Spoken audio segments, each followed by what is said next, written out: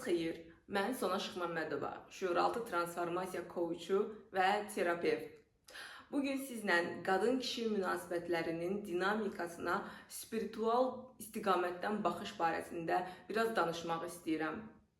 Bu videoda sizə qadın və kişi anlayışlarını daha geniş çərçivədən izah edəcəm. Qadın yin enerjisidir, feminin, kişi isə yang enerjisidir, maskulin. Qadın ayı təmsil edir, kişi isə günəşi. Və bilirsinizmi, kainatın yaradılışı məhz bu iki enerjinin üzərində qurulub. Bu da o mənaya gəlir ki, ay da bizim içimizdədir, günəş də. Sadəcə bu faktın özü belə göstərir ki, kişinin və qadının münasibətin içində öz rolları var. O rollar ki, kişi qadının rollarını icra edə bilməz, qadın da kişinin bacaracağı rolları icra edə bilməz. Bu o deməkdir ki, qadın da, kişi də öz güclü tərəflərini bir araya gətirəndə tamlıq yaranır, yəni prosesin tamamlanması gedir. Və bilirəm, qadınlara da, kişilərə də bu güc anlayışı, nəyisə bacarmaq və ya bacarmamaq anlayışı o qədər yanlış formada aşılanır ki, bu yaşadığımız dövrdə. Onlar üçün nəyisə qəbullanmaq, nəyisə edə bilməyəcəklərini qəbullanmaq artıq zəiflik əlaməti olaraq görülür. Qarşılıqlı münasibətlərdə qadının da, kişinin də öz rolları var. Və o münasibət uğurlu olur ki, həm qadın, həm kişi öz üstünə düşən rolu, vəzifələri anlayır və icra edir. Qadının münasibətdəki əsas rollarından biri emosional yükü daşımaqdır, sözün yaxşı mənasında. Yəni, münasibətin emosional yönləndirməsi qadının əlindədir. Çünki qadın emosional varlıqdır və o emosiyalarını ifadə eləməyi daha yaxşı bacarır. Təbii ki, burada söhbət öz qadın bədənini tanıyan, emosiyaları ilə azdan çoxdan bağ quran, necə özünü açıq şəkildə ifadə eləməyi öyrənmiş qadınlardan gedir. Və kişi də bilir ki, qadın bu mövzuda daha yaxşıdır və o həqiqətən də qadının onu yönləndirməsinə hazırdır, onu izləməyə razıdır. Təbii ki, qadın əgər emosional yönləndirməni açıq kommunikasiya ilə aparırsa, özünü inkişaf etdirmiş, emosiyalarını tanıyan bir qadın yeni münasibətə başladığı kişiyə mən bugün sənə qarşı aqressiv hiss edirəm deyir. Aqressiv hiss edirəm, amma səbəbini bilmirəm. Buna görə mübahisə etməyi də istəmirəm, amma hal-hazırda aqressivəm və mən bu aqressiyanı bastıra bilmirəm, bastırmaq da istəmirəm. Gəl sonra müzakirə edək, mən baxım görüm bu aqressiya yalançıdırmı, yoxsa həqiqətən bir səbəbmi olub. Kişi buna təəccüblənir və bildirir ki, o bugünə qədər belə bir münasibət görməyib. Çünki öyrəşib ki, qadın nədənsə narazı olanda trip atıb. Lakin bu açıq kommunikasiya kişinin də xoşuna gəlir və növbəti dəfə kişi qadına qarşı hər hansı bir qəzəb, aqressiya duyanda bunu anında açıq şəkildə bildirir. Ona görə də qadınlar emosional məsələlərdə ilk addımı kişidən gözləməməlidirlər. Yəni qoy özü başa düşsün, özü tapsın, işarələrdən anlasın. Kişilər işarələrdən anlamağı elə də bacaran varlıqlar deyirlər, gəlin belə deyək. Onlar həqiqətən də açıq kommunikasiya, əgər qarşıdakı insan açıq kommunikasiya qurursa, qadından söhbət gedir burada. Onlar da bunu davam eləməyə hazırdılar. Mən çox qadından işləyirəm və bugünə qədər işlədiyim qadınların əksər hissəsi emosional, açıq kommunikasiya qura bilməyən qadınlar olublar. Başqa bir nümunə. Bir dəfə qadın pasiyentlərindən biri dedi ki, mənim yoldaşım heç vaxt məndən üzr istəməyib. Dedim, bəs sən nə vaxtsa ondan üzr istəmisənmi elədiyin bir səhvə görə 100% ki olub? Dedi, xeyr, heç vaxt istəməmişəm. Dedim, o zaman özün eləmədiyin bir şeyi qarşındakindən necə gözləyə bilərsən? Və yalnız sən o addımı atanda görəcəksən ki, qarşıdakı insan da bunu atır. Hə, əlbəttə, ola bilər ki, insan bunu bir dəfə eləsin, 2 dəfə eləsin, amma qarşıdakı eyni formada reaksiya qaytarmasın. Bu artıq o insanın özü ilə bağlı bir problemdir. Mənim danışdığım senari adekvat insanlardan gedir. Və həqiqətən də o qadın yoldaşından baş verən bir şeyə görə üzr istəyəndən sonra yoldaşı da ondan üzr istəmişdi. Ona görə bir daha vurğulayıram ki, kişilər emosional yönləndirmədə qadına baxırlar, onu izləyirlər. Və ya başqa bir nümunə, əminəm ki, hamınızın evində bu hal yaşanıb. Evdə ananın keyfi olmayanda və ya xəstələnəndə, baş ağrıyanda o uzanır, yatır. evdə heç kimin keyfi olmur. Hamının qanı qaralır. Niyə?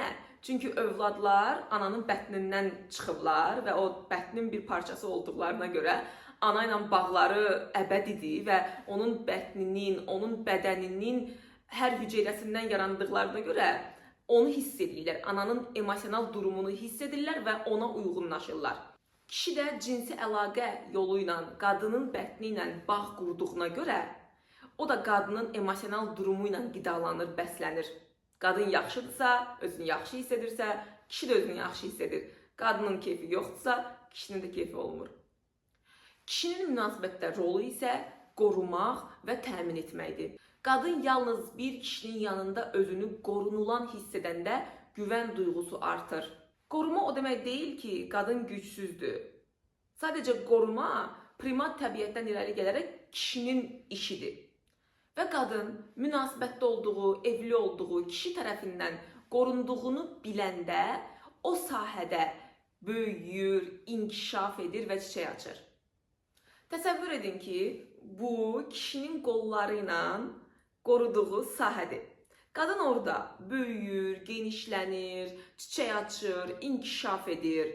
Güclü kişi, qadının güclənməyindən qorxmayan kişi o sahəni qollarını sıxaraq daraldmır. Əksinə, qollarını daha geniş açır ki, qadın daha da böyüsün, daha da işıq saçsın. Baxın, qoruma dediyim budur. Yəni burada qoruma o anlama gəlmir ki, ora getmə, bunu geyinmə, filan şey eləmə. Xeyr. Qadın üçün təhlükəsiz bir sahə yaratmaq mənasına gəlir qorumaq. Qadınların kişidən gözlədikləri də məhz budur. Lakin burada bir məqam var. Bu məsələnin kökü gedir çıxır qadının öz atası ilə olan münasibətinə. Əgər o uşaqlığında atası tərəfindən o qorunduğu sahəni görməyibsə, atasının o arxasında dayaq, dəstək hiss etməyibsə, o birbaşa böyüyüb, onu qoruyan, onun üçün o təhlükəsiz sahə yaradan bir kişi ilə münasibətə girə bilməz. Hətta elə kişilər qarşısına çıxsa belə, o onları rədd edəcək. Artıq belə bir problem varsa, qadın orada öz travmalarının üstündə işləməlidir. Eləcə də kişilər, əgər onlar uşaqlıqlarında anaları ilə sevgisizlik, dəyər görməmə, o emosional bağı sağlam qura bilməmə problemlərini yaşayıblarsa, onlar da böyüyəndə həyatlarına sağlam formada emosiyalarını ifadə edən və sevgi, dəyər göstərən bir qadını cəlb eləyə bilməzlər. Və bunu edərkən gözləntiyə girməmək çox önəmlidir. Çünki hər iki tərəf onsuz da öz rollarını lazımi qaydada icra eləyəndə həm kişinin, həm qadının münasibətin içindəki ehtiyacları tam qarşılanır. Bütün bu danışdıqlarımın əsasında duran önəmli bir nüans var. Açıq kommunikasiya. Partnyorlar bir-biri ilə mübahisələrini, narazılıqlarını, fikir ayrılıqlarını və digər məsələləri tamamilə açıq kommunikasiya yolu ilə müzakirə etməyi bacarmalıdırlar. Lakin bu açıq kommunikasiyanı qura bilmək insanın özü ilə əvvəlcə o açıq ünsiyyəti bacara bilməyindən irəli gəlir. Çünki münasibətin içində partnyor insanın özünü güzgülüyür. Təbii ki, hər münasibətin içində ara-ara mübahisələrin, münaqişələrin olmağı qaçılmazdır və bir yerdə hətta vacibdir də. Lakin bu əgər mütəmadi bir hal alırsa, burada artıq oturub bu məsələnin üstündə işləmək lazımdır. Və tərəflər o zaman açıq kommunikasiya qura bilirlər ki, onlar başa düşürlər. Oturub hər şeyi rahat və açıq şəkildə müzakirə etmək münasibətin davamına xələl gətirməyəcək. Yəni, onlar nəyisə müzakirə edə bilərlər və orada bir hətta fikir ayrılığı da böyüyə bilər. Amma bu münasibəti zəiflətməyəcək. Və bir müddət keçəndən sonra artıq bunu təcrübədən də görürük ki, açıq kommunikasiya fərqi yoxdur hansı mövzudur. Ağır, orta ağır, nə qədər ciddidir mövzu. Hər bir şeydə açıq kommunikasiya qura bilmək münasibəti çox-çox daha möhkəmləndirir və aradakı güvən duyğusunu artırır. Həm qadın, həm kişi pasiyentlərimin hekayələrindən gördüyüm qədər deyə bilərəm ki, Azərbaycan cəmiyyətində hər iki cins bir-birini anlamaqda çətinlik çəkir və bir yerdə bunun üçün çaba da göstərmək istəmirlər. İndi isə sizə hamının çox maraqla müzakirə apardığı bir mövzu barədə danışmaq istəyirəm. Niyə kişi qadını maddi cəhətdən təmin etməlidir? Bunun spiritual anlamda çox böyük mənası var. Əvvəlcə baxaq, maddiyyat nədir? Pul sadəcə kağız parçası deyil, bu enerjidir. Pul vahid enerjinin, ümumi insan sistemində mövcud olan vahid enerjinin görünən formasıdır. Və qadının bətni bolluq rəmzidir. Eyni zamanda bətin sadəcə uşaq dünyaya gətirmək, menstruasiya üçün nəzərdə tutulan bir bölgə deyil. Allah bətnə, qadının bətninə çox başqa bir səviyyədə güc, enerji verib. Və məsələn, qadının məhz özünün də bolluğu, hətta maddi bolluğu onun bətnindən başlayır. Seanslarda, terapiyada buna çox rast gəlirik. Məsələn, qadınlar öz bətinlərindəki enerji səviyyəsində və fiziki səviyyədə olan narahatlıqları işləyəndə, artıq aradan qaldıranda, bu onların maddiyyatının da artmağına, hər hansı bir yeni fürsətlərin qarşılarına çıxmağına, karyeralarında bir irəliləmə əldə etmələrinə təsir göstərir. Bəli, bu bizim ağlımızın dərk eləyə biləcəyi bir şey deyil, amma bu enerji səviyyəsində tamamilə normal bir prosesdir. Ona görə də kişi qadının bətninin enerjisi ilə qidalanır. Yəni o vahid enerji ilə. Cinsi əlaqə zamanı kişi qadının bətnindən enerjini götürür. Qadın kişidən götürmür. Və kişi qadının bətnindən bu enerjini götürdüyünə görə o enerjini alır, gedir çölə və çöldə onu pula çevirir. Qadın bilir ki, o enerjini necə hər ay yeniləmək lazımdır. Məsələn, aybaşının özü. Hər aybaşı zamanı qadının bətnindəki o enerji, həyat enerjisi yenilənir. Bu sadəcə qadına verilən bir özəllikdir. Kişidə bu yoxdur. Ona görə də kişi qadından o enerjini alır, gedir çöldə özünü realizə eləyir, pul qazanır. Və o enerjini qadından aldığına görə artıq aldı axı. Və burada balansı qorumaq lazımdır. Yəni, qarşılığında qadına qaytarmalıdır, verməlidir. Və onu da hansı formada verə bilər? Əlbəttə ki, elə pul formasında verəcək. Çünki enerji formasında qaytarmağa qadir deyil.